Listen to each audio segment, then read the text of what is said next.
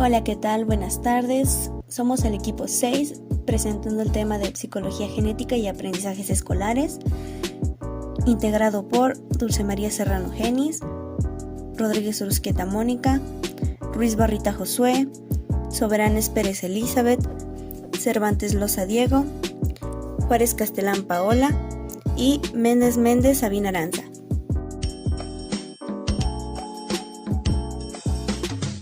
En esta presentación sobre el tema de teoría genética y los aprendizajes escolares, se tiene como objetivo la exposición de la evolución de la relación entre la psicología y la educación a partir del nacimiento de la psicología científica.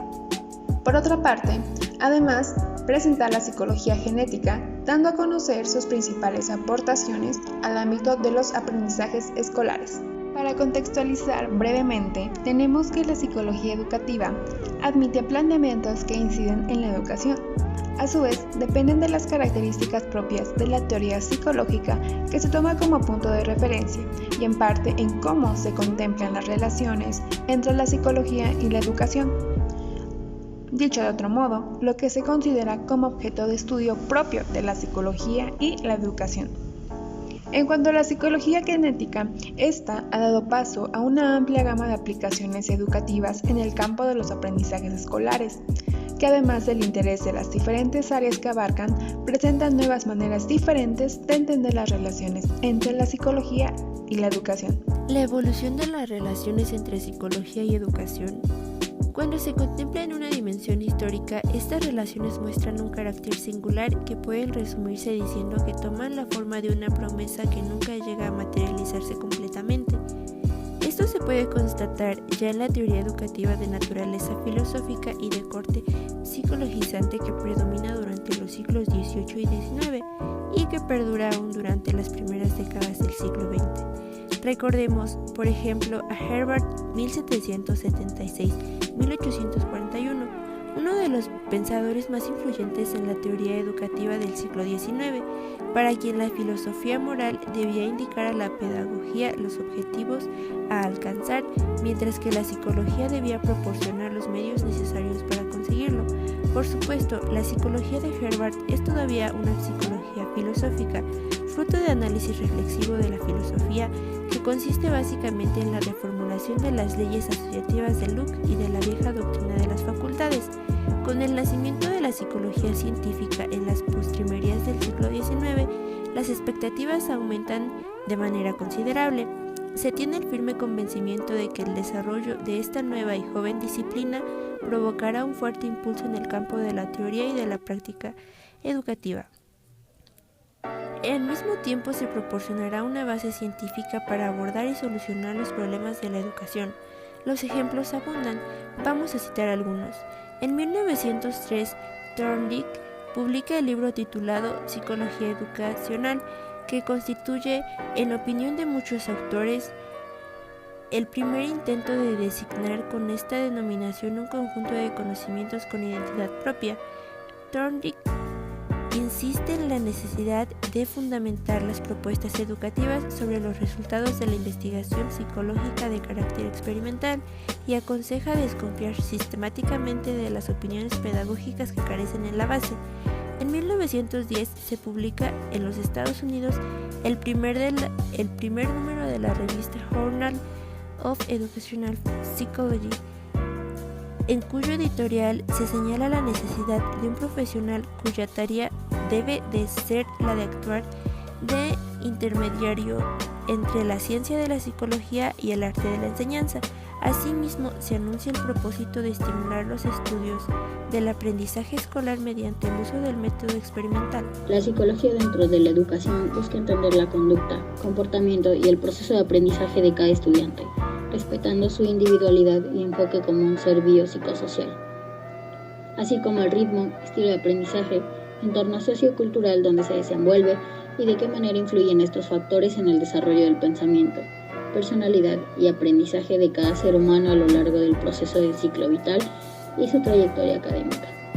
La necesidad de adquirir conocimiento dentro de esta área tiene el objetivo de identificar características más predominantes de los diversos problemas de índole psicológico que pueden afectar al estudiante y su proceso de aprendizaje y relación social. La psicología ha sido fundamental para el proceso de enseñanza-aprendizaje, ya que a través de ella se podrá entender cómo aprendemos, a través de que en cada una de las etapas de desarrollo. El conocimiento de esta ciencia ayudará al docente a que pueda identificar y actuar ante diferentes dificultades, problemas o trastornos de aprendizaje, ya que conocerá las características de cada uno de ellos con el fin de planificar, seleccionar e implementar las mejores estrategias metodológicas, didácticas y los recursos adecuados según las necesidades de cada estudiante. A su vez, el docente podrá destacar las capacidades que posee un estudiante, siendo partícipe del proceso cognitivo de los alumnos, asumiendo el rol de facilitador, guía en el ámbito educativo como social. La teoría genética y la educación. La teoría genética nos dice que es una teoría del conocimiento que proporciona una amplia y elaborada respuesta al problema de la construcción del conocimiento científico. En la educación, gracias a esta teoría, se hacen revisiones de currículums hasta los métodos de enseñanza y los programas de educación compensatoria. Las aplicaciones de la teoría genética al campo de los aprendizajes escolares. Inciso A. La teoría genética y el establecimiento de los objetivos educativos.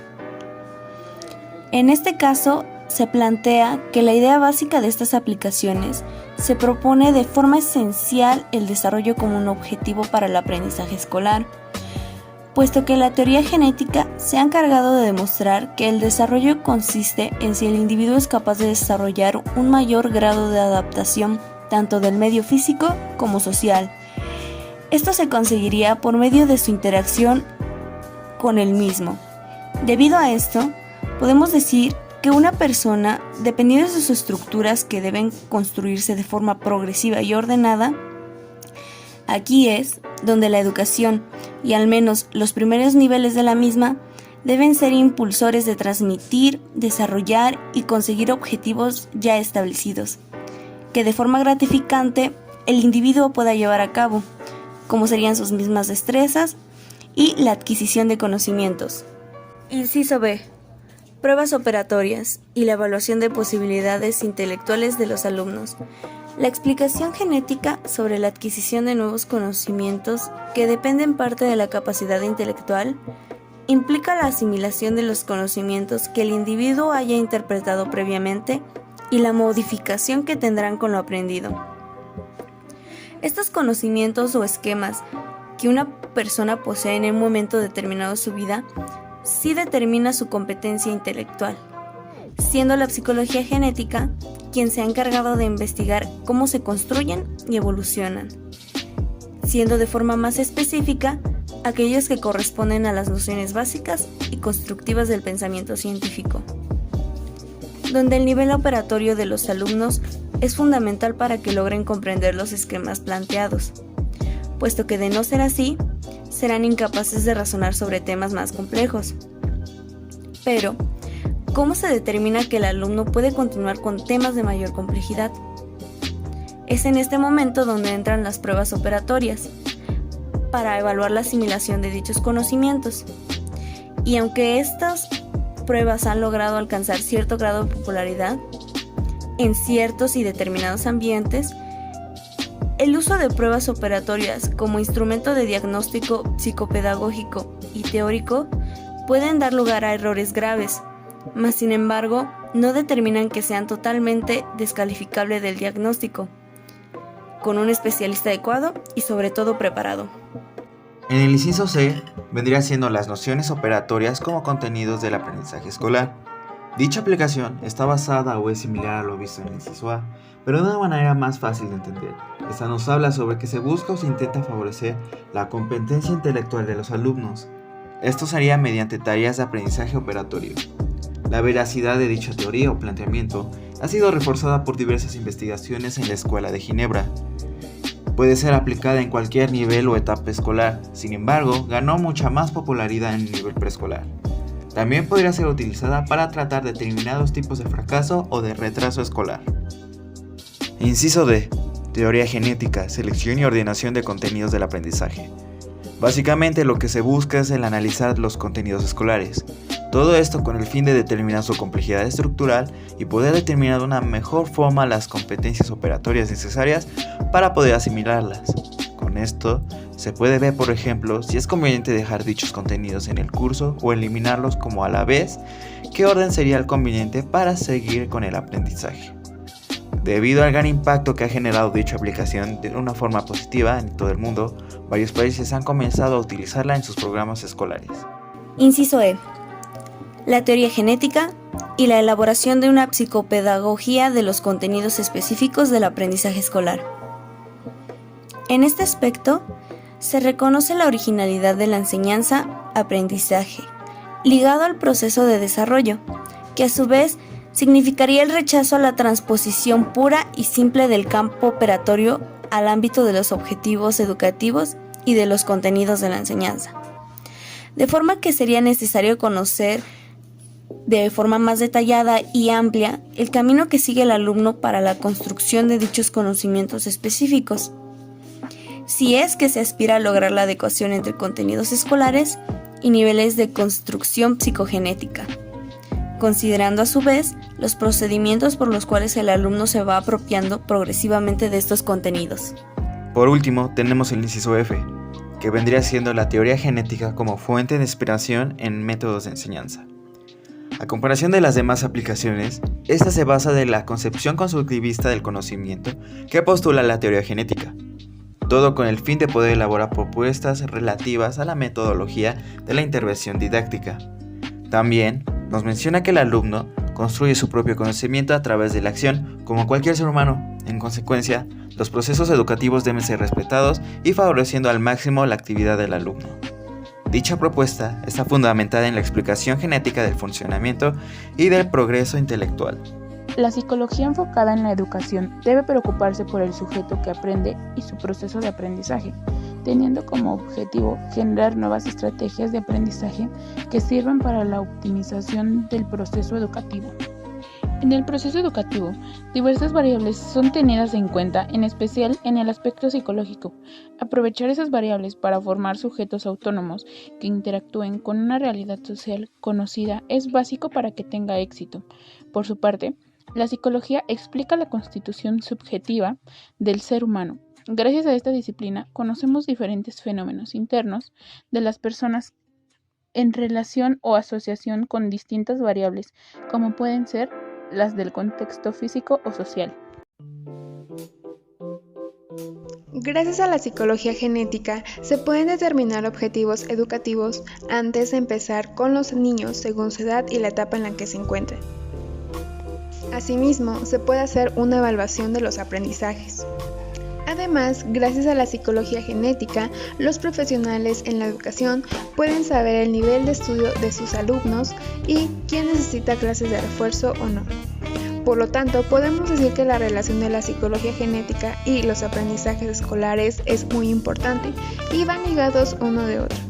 Gracias a Piaget se pueden hacer programas educativos y se puede generar ayuda a los niños y las niñas que lo necesiten. Por su trabajo, se puede evaluar los aprendizajes y ver en qué nivel de aprendizaje se encuentran los alumnos. Realmente creo que es muy importante la relación entre psicología y educación. Personalmente me interesa mucho el tema y sobre todo me sorprende cómo es que existen muchas maneras de influencia entre ambas disciplinas. Por un lado, la psicología sirve para entender el aprendizaje de las personas y mediante estudios de la misma es posible mejorar el desarrollo de conocimientos en las personas. Mientras por otro lado, la educación es muy indispensable en la psicología, pues gracias a ella es posible realizar todos los logros que está hecho. Incluso una medida de educación es la inteligencia y gracias a ella es posible saber cómo, cuándo y dónde podemos actuar para mejorar la educación. Conclusión. La psicología ha sido fundamental para el proceso de enseñanza-aprendizaje, ya que a través de ella se podrá entender cómo aprendemos, a través de que en cada una de las etapas de desarrollo el conocimiento de esta ciencia ayudará al docente a que pueda identificar y actuar ante diferentes dificultades, problemas o trastornos de aprendizaje. Conclusión. Gracias a la teoría genética podemos hacer análisis, experimentaciones, hipótesis y dar respuesta a problemas de diferentes tipos. pero sobre todo de la construcción del conocimiento. Y además, esta teoría nos permite hacer mejoras dentro de la educación en sus programas y métodos de enseñanza para que éstas puedan adaptarse con mayor facilidad a dichas circunstancias. Conclusión. La psicología está fuertemente ligada a la genética, en este caso, argumentando desde el punto del aprendizaje, siendo esencial su estudio y colaboración para optimizar la enseñanza en los distintos niveles educativos, comprendiendo que gracias a dichos análisis el alumno puede desarrollar sus capacidades enfocando en un objeto determinado, cimentando las bases para su desarrollo que lo ayudará a desarrollarse en los medios sociales y físicos. Con todo lo antes visto, puedo analizar y ver con más claridad la gran importancia que tiene la psicología en la educación, ya que se puede estructurar de una mejor forma los programas de enseñanza de los alumnos dependiendo de su edad o de su nivel escolar, así como a la vez ayudar a los alumnos que presenten dificultades de aprendizaje, impidiendo que se queden estancados, y poder analizar problemas en el curso con el fin de pensar qué acciones son más convenientes para llevarlo a cabo exitosamente, facilitando y agilizando la enseñanza. La relación entre educación y psicología se podría plantear como una relación unidireccional, donde la psicología le aporta a la educación conocimiento sobre el desarrollo de las personas y sus procesos de aprendizaje, y a su vez ayuda a llevar a cabo los objetivos de la educación, diseñando estrategias para el aprendizaje desde su conocimiento.